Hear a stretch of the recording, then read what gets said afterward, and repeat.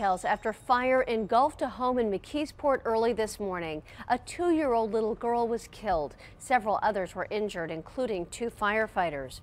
Heather Abraham has been on the scene since very early this morning. She joins us live with the latest. Heather? Good morning, and we actually had crews here shortly after this fire started around 11:30 last night. The little girl was believed to be asleep in a second-floor bedroom. Most of that floor collapsed during the fire onto the first floor and then even into the basement. An exhaustive search, though, for that young girl ended just a short time ago after crews finally located her body.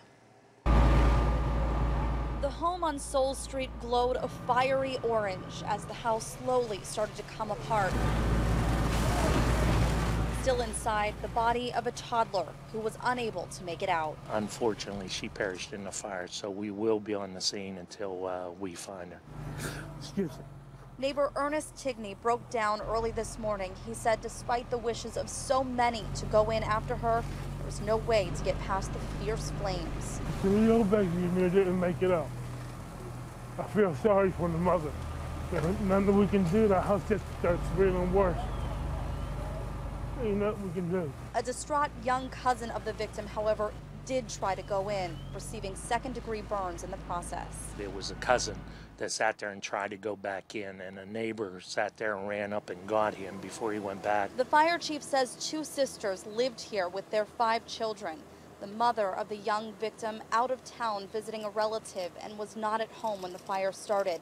The search for the little girl's body was put off until daylight, extremely difficult given the amount of collapse in that house. There was floor collapse, and the fire looks like it took almost half of the upper floor down into the basement. Now, that boy who was burned trying to go back into the house received second-degree burns to his hands. He was taken to UPMC Mercy Hospital for treatment.